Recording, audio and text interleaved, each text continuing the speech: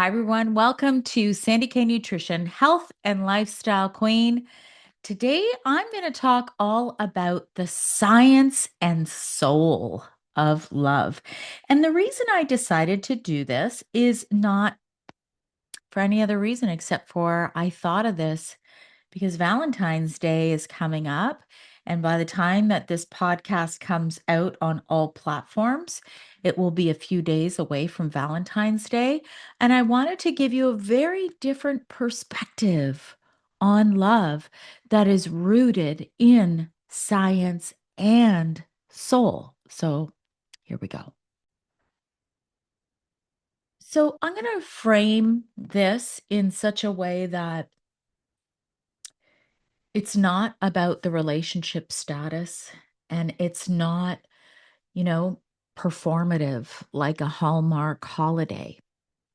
I want to talk about love as something that your body does. Also, it is known to be one of the highest frequencies, love is. And it's something that your nervous system recognize, your heart field can broadcast, and it's something that your soul can remember. So it is the science and the soul of love. Today, I'm going to weave in what the research actually shows about love in the body, how our early wiring as, very young children shapes our capacity for love. There's a lot in there, and how we can clear some of the blocks to love. And I am going to bring in some of Brenda Ferrugia's work. I talk about her all the time because knowing her has changed my life, not because I'm an affiliate of hers or I get paid or anything of that nature. It's because the practices and the work that I've done with her have really reshaped my life. So I'm going to bring in some of her work. And I'm also going to bring in a little bit about how pets are one of the purest conduits of love that we get to experience in this lifetime. And many of you who follow me know I had two dogs. One of them passed away in 2022, and I still have one, and I'm going to bring her as a special guest. So you're going to get to see her. But I do believe that pets in our lives are like these silent messengers and conduits to more love. I'm going to start with the science. The science is really about the physiology of love. And it actually, when we are in this state of love, which is a real and a grounded state, we see consistent patterns in our bodies. Oxytocin goes up, the bonding hormone. So, oxytocin is a hormone, it's the bonding hormone involved in trust, caregiving, and attachment. And there are many ways that we can increase oxytocin. Most of you who follow me, you probably already know this, that oxytocin is very high when a mom is nursing her baby. And there are other ways that we can increase oxytocin. Of course, if you're my age, you're not nursing a baby. So you're like, how do I get more oxytocin? So obviously, touch is one way, cuddling, hugging. And I read something recently about how this is so interesting in a male female relationship when the husband or the spouse or the partner, whatever, experiences touch from his female spouse or partner, that actually can help increase the bond for him. Whereas with a woman, this is so interesting. She needs that eye contact for that connection, right? It's so interesting how men and women are different. Massage is big, eye contact, I already said that. Acts of kindness, petting animals, laughter, music, exercise, all of those things can increase oxytocin naturally for you. So you don't have to be nursing a baby. So, cortisol, when you are in this state of love, it's very difficult for you to also be in a state of stress. You can't, I'm saying very difficult. I think it's impossible. I don't think that you can be in a true state of love and coherence and have a high stress. I mean, unless it's sexual activity, then maybe. So cortisol goes down, and that stress hormone that keeps us in fight, flight, or freeze, it will go down when you're in that love state. Vagal tone. You hear a lot about the vagus nerve. So there are all these different devices to support vagus nerve stimulation. There's different exercises you can do, like humming and things like that, to help stimulate that vagus nerve. So, the vagus nerve supports calm, social engagement, and emotional regulation. Heart rate variability. Okay, this is a big one. Heart rate variability becomes more coherent in a state of love. So, this is a marker of resiliency and flexibility. A lot of you, so I use the ultra human ring, and I personally love it better than any other sleep tracker. And heart rate variability is kind of one of those things that I often struggle with. And I find myself, since menopause, I'm more often in that state of fight or flight. And a lot of women in my age category are in that state. So you have to be more intentional to work with, what works for your body in terms of being able to lower that cortisol or actually just rebalance it. Okay. And I've recorded a lot of podcasts about this, like Women in Fear, just recently. So go and check out all of my podcasts. Sandy K Nutrition, Health and Lifestyle Queen, everywhere. It's on all podcasting platforms, over 6 years now and over 1.4 million downloads. And it's all about science and soul. So go find me there. Follow me on Instagram. I'm very active there. So I mentioned heart rate variability, inflammation.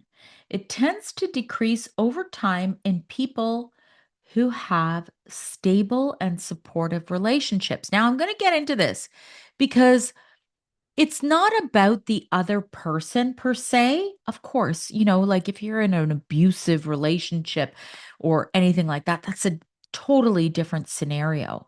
But a lot of what you create comes from within you in order to have that stable relationship. So, love in the body, what does it look like? It looks like softness, and it looks like slower breathing. You're not breathing from your chest up, you're breathing deeply. You have a more regulated heart rhythm. And there's a quieter threat system in the brain. So you're not always jumpy, shortness of breath, that elevated state. And I've talked about that numerous times. And this is why safe love, it feels like you're just exhaling. It's like a really good feeling. Who doesn't want to be in that? So, attachment, let's talk a little bit about attachment. And the research shows that our earliest relationships literally shape our nervous system. If you want to dig deep into traumas or early bonds, early relationships, I highly recommend the book It Didn't Start With You by Mark Woolen. I actually recorded a podcast with him. It's all about generational traumas, things like that. I'd look into Gabor Mate's work as well, because these are important bonds and relationships. However, I am going to say this: they don't necessarily shape who you are. And a lot of times we can use our upbringing as an excuse for why we are the way we are. The reason I say that is one of the biggest influences in my life is my dad. And I have never experienced anything but support and love from him. He's actually going to be 89 in April. And his story is he was born and his mother died at childbirth. So he never knew his mom. He was born in 1937, very, very poor farming family. He ended up having a stepmother later. And, if I look at the way that he was brought up, everything should have been wrong in his life in terms of his relationships. And he did everything different. So if you do have, and I'm not saying that there isn't trauma from that, because he said to me in the past, he never knew anybody to say, I love you. There was no time for that. They were so poor. There were so many children. They were cold, hungry. I mean, anyway, but if you feel like you need to work on that, you can. You can, but don't use it as an excuse to not welcome love into your life or patterns, because you can break those patterns. And I'll get into that. So the brain builds templates for what love feels like, whether it's safe, chaotic, conditional, absent. My father's case, it was absent. And those templates influence how we choose partners, how we react to closeness, and how we handle conflict. So, when we talk about love, we're not just talking about romance, we're talking about how your nervous system learned to do connection. And sometimes people come into our life as teachers. And I do believe that my mom, who had a lot of love to give, came in as a teacher for my dad. And they've been married for, I think this year in 2026, it'll be 63 years. So, anyway, like I said, as humans, we can make excuses our entire lives on why we haven't had the love that we feel we deserve, why love hasn't come into our lives. But often it's a very complicated situation. And I don't think that we can blame it only on our upbringing. Heart focused research shows that when we feel a genuine appreciation, care, or love, our heart rhythm becomes smooth and ordered. The brain shifts into more of an integrative and less reactive state. This is science. I mean, this is real, but why you feel that state, you kind of have to look within on why you feel that state. So, for example, you can say, when your partner does A, you are in a more reactive state. Now, is A because of him, or is A because of you and something you need to work on? So, this is something only you can figure out. Okay. I'm not sure if I'm making that clear, but often, if it's something that makes you feel reactive and unloved, you need to see, is this person truly um, creating a situation whereby it's hurting me?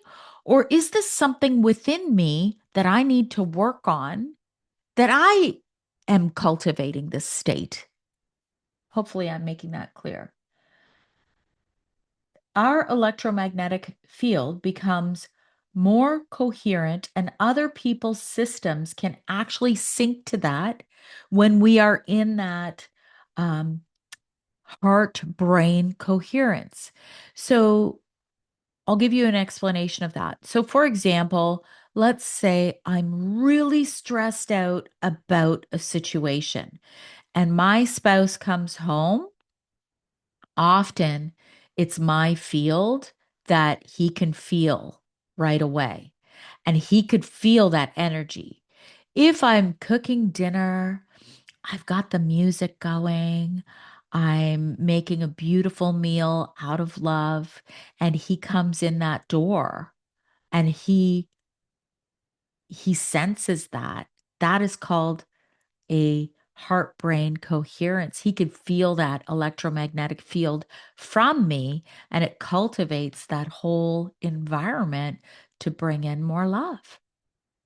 So, love is not just in your head, and it's in your heart, it's in your nerves, it's in your hormones, and it's in your field. I'm going to go on to segment 2, the soul of love, like what love is really underneath. Like, even if we can measure the hormones and the heart rhythms and all of that through science, it doesn't fully explain why love feels like recognition. It feels like home. It feels like being seen. It feels like belonging. And it feels like being held by something that's larger than you or the person who's holding you. On a soul level, love is remembrance of who you are in your essence. It's connection to others, to life, to something so much bigger. It's alignment between what you feel, what you say, and how you live. So when you're in that state of love, you're in alignment, you're in coherence with your life. You can't be feeling love and then being stressed out like a maniac or being really angry. You can't. You're in alignment when you feel love. It's also generosity, not self erasure. You're not erasing yourself, but it's this overflow of generosity that you feel. So, love is the opposite of fragmentation. It is the movement towards wholeness of yourself inside of you and between you and others. So, let's get into why it's so hard for so many people.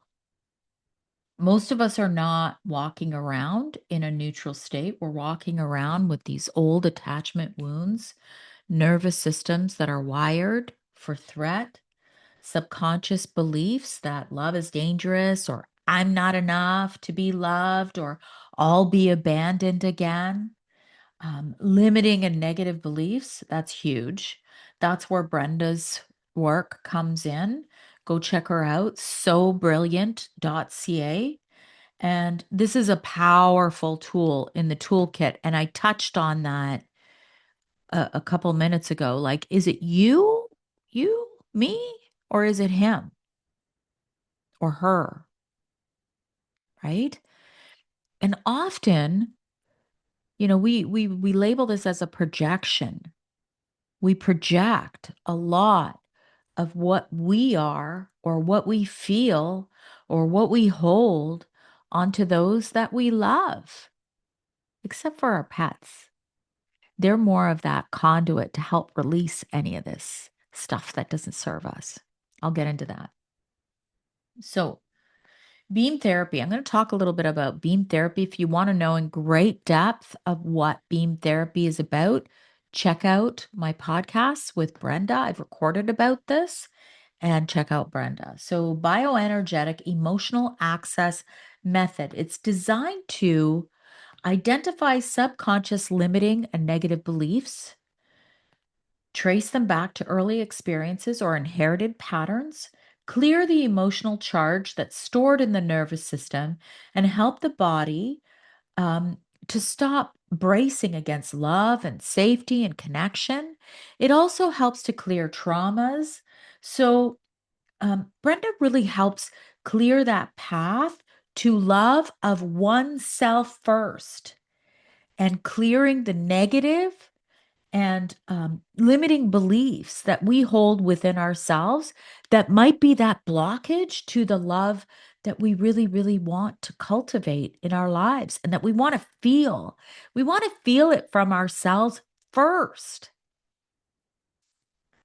So, this type of work helps to loosen the old stories, soften those defenses, and create more internal space within ourselves. And I love the way Brenda talks about it. It's really creating more light within you, and it's making you lighter.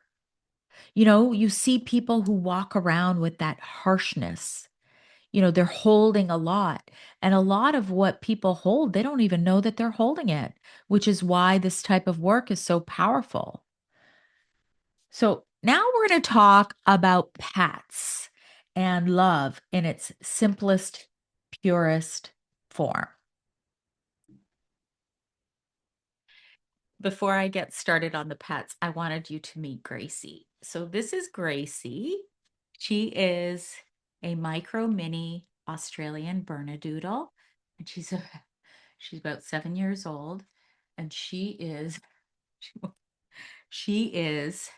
our emotional absorption dog. She's amazing. I think all dogs absorb and um, take in your hard feelings, your tough feelings, and it's in exchange for love. Yes, love. And I'm going to talk about pets and why, if you could have one, they're such emotional um, absorbers. And in exchange, you get more love as a result. She's such a funny girl. So, Gracie, the dog, my dog, she actually is like a clown in our family. She is hilarious. She's funny and she's so affectionate. My dog before her was different. I'm going to tell you a little bit about her. Her name was Bella, and she passed in 2022. She passed the last year that my daughter was at the hospital for sick children. My daughter would go for annual physicals up until she was 18. And she passed away that same year. And we got Bella in the middle of my daughter's two surgeries. My daughter was diagnosed with cancer at age 5. And the reason we got Bella was really to bring a little bit of joy and happiness in a very heavy time for us. So this is why pets can be so important. And I remember some people saying, "Are you crazy getting a puppy? She is Peppy or was Peppy. Are you crazy getting a puppy during this time? Your daughter was just diagnosed with cancer. You just broke your foot." I also broke my foot 2 days before. And I was like, something inside of me and my husband, we decided no, we needed to bring in some joy into our lives, into our family. And all those years, little Bella, she absorbed everything from us. And when she passed away, as I explained, it was the last year that my daughter was being released from the Sick Children's Hospital. And she died of an enlarged heart. See, I can get tears talking about this. She had congestive heart failure and she died of an enlarged heart and congestive heart failure. And I always say those 12 years that she was alive, she absorbed all of our heartache and took away a lot of the pain that we felt. I mentioned oxytocin. So when you look into your dog's eyes, the oxytocin increases for both you and your dog. I'm going to speak a little bit about pets in general and dogs. So it's similar to a parent and infant bonding. This is probably why you see a lot of people who, once they become empty nesters, their dogs become their children. Unless they have grandchildren, then, they could have both, right? So petting a familiar dog, your dog, will lower your blood pressure, your heart rate, and your cortisol, and increase parasympathetic activity. So We love the body to be in a parasympathetic state.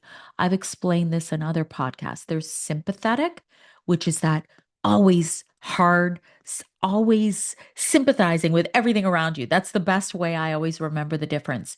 Because if you're sympathizing with everything around you, you're never going to be in a relaxed state. Parasympathetic is that flow state, that ease state. That's where you can digest, you can experience love. Okay. Because when you're stressed and crazy and frantic and frenetic, you're not going to experience love.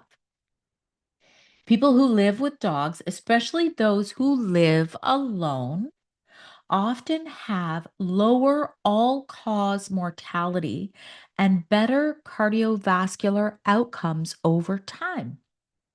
Pets can function as attachment figures.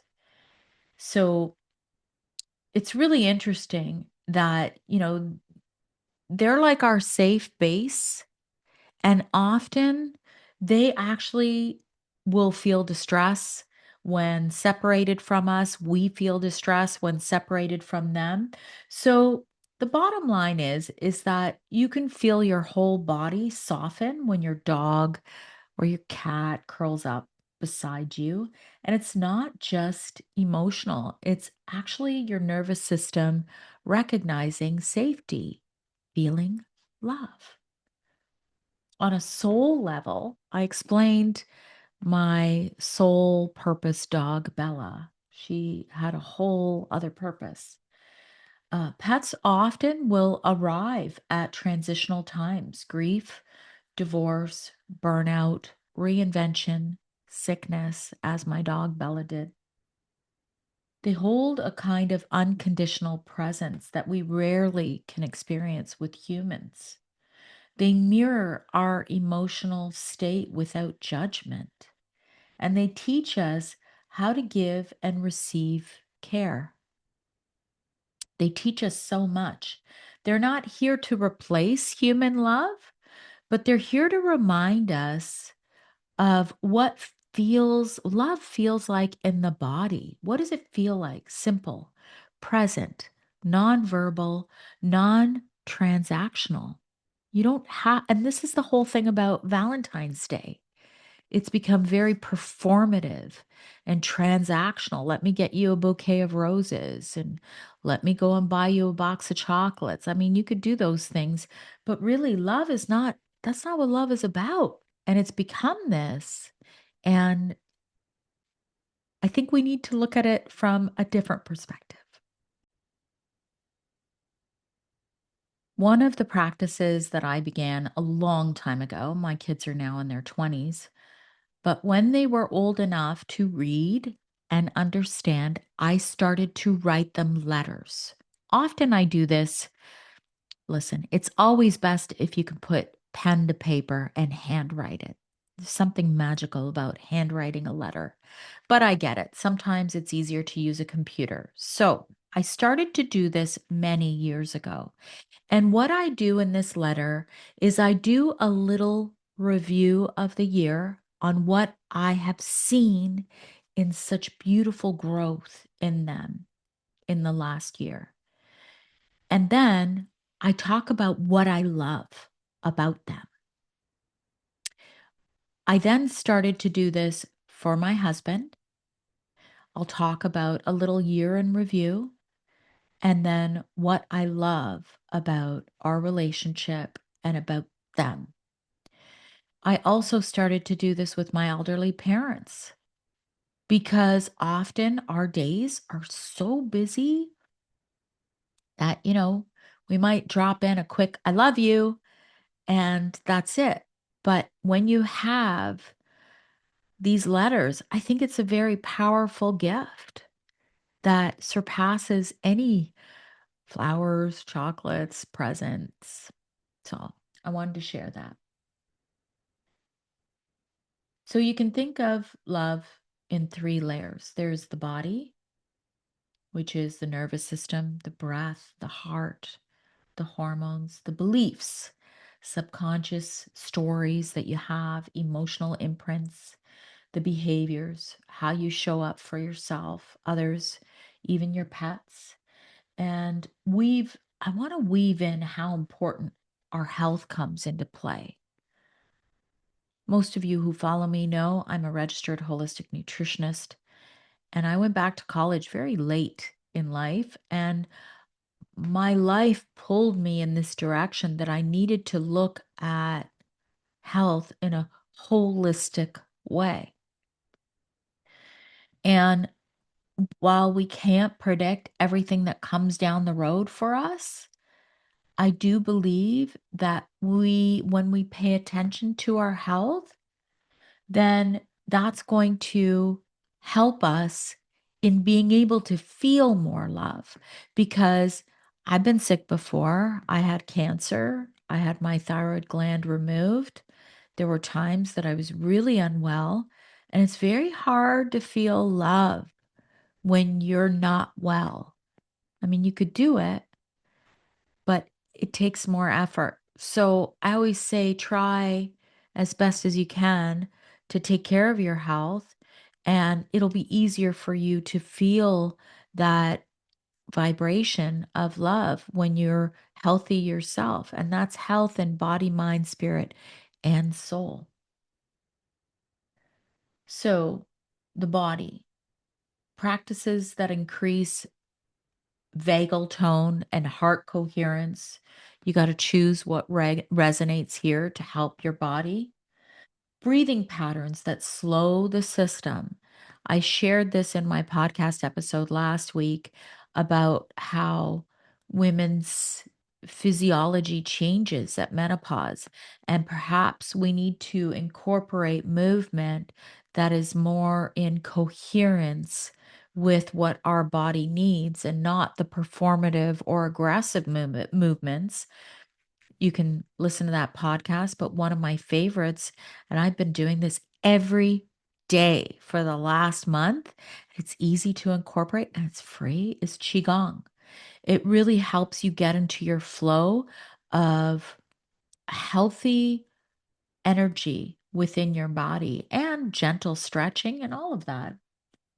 So, the other way the body can regulate is moments of stillness with your pet, with your person, or even alone. Stillness is key. I've been doing this for so many years now, and I think I started, I mean, I've always liked to walk, but I started to really be more intentional with my walks to ensure that I get out in nature, that I do not have headphones on, that I am really paying attention to everything around me that's natural and beautiful, the sounds, the sights. That in and of itself can help you cultivate more of that higher vibration of love. So you want to clear, beliefs. I was talking about Brenda. You want to clear beliefs that might have those blockages to love in your life. That's where beam therapy comes into play. You can journal. You can do deep emotional work on those limiting and negative beliefs. So that will help to clear out those projections that, might even be hazy. You might not even realize that you're projecting, but if you do the work yourself, then you're going to catch yourself and go, okay, I'm projecting here. It's not that they're not giving me love, it's me, right? And then behaviors. You want to live in alignment with love.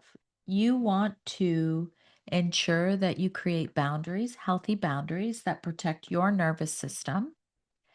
You want to choose relationships that feel like an exhale versus a constant activation, but refer to work that I mentioned with Brenda first to see that it's not coming from you, right?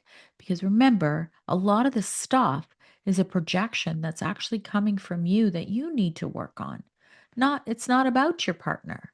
And if you don't do the work and love yourself first, no one's going to love you like you want. So I'm going to end this podcast with a few myths because I think this is always fun about pets. And I love this because my kids will throw these myths at me all the time and be like, Mom, they say. And this is really fun. So here's one. Dogs live longer if they sleep in your bed. And my rule has always been no animals in beds. And I will say, do you think this is truth or myth? A lot of you will go, if your dog sleeps in your bed with you, you'll go, it's true. But there is no evidence. However, co sleeping can strengthen attachment and reduce stress. So, again, always bio individual. In my life, dogs do not sleep in beds. Okay, here's another one, and it's fun. A dog's mouth is cleaner than a human's. So, that is false. A dog's mouth is not cleaner and has very different microbiome and everything. So you cannot say that a dog's mouth is cleaner than a human's. Dogs can sense bad people. So this is an interesting one. A dog can read a nervous system. And it can feel like it's, you know, mystical or whatever, but they can't read your soul. They can't read that kind of thing. But here's a good example. If you're that person that's always been afraid of dogs, let's say you got bit by a dog when you were a very young child, and anytime you go near a dog, your nervous system kind of kicks up and you might not even know it. A dog will likely be able to sense that. So it doesn't mean you're a bad person. It just means that they could feel some sort of nervous energy from you that you might not even know you have. So if your dog follows you everywhere, they're just obsessed with you. It's not. It's false. It's just a secure attachment and a co regulation that happens. So here's my closing. When I talk about the science and soul of love, I'm not talking about a fantasy. I'm not talking about performative. I'm not talking about you know, all the butterflies, although those are great to feel. But, when you've been married for um, over 25 years, you kind of that whole young love, you know how a lot of people will say at my age, they'll be like, oh, young love. And you can still cultivate that. You can make that happen yourself. There are ways you can do that. Maybe that's for another podcast. So, love is not something that you wait for. Love is a state that you begin with yourself. You rebuild it or build it within you. That's what love is. It comes from you. It's not you pulling it from everywhere and everyone else and what you do for everyone and that, oh, that gives that love feeling. Sure, it might make you feel good, but it always begins with you. And once your body kind of gets a hold of what that state is, you stop mistaking chaos for chemistry. You stop tolerating what hurts when something is really dysfunctional, and you start choosing what feels like that deep, quiet exhale, like I'm safe here. So that's what love is. It's in your cells, in your field, and it's in your life. And that's it. So I hope you enjoyed this podcast. If you did, please engage with my content, share it with somebody who might resonate with it. Give me a rating, a review on Spotify or Apple. And I thank you so much for being here and happy Valentine's Day. Make it really, really count this year. Have a good week.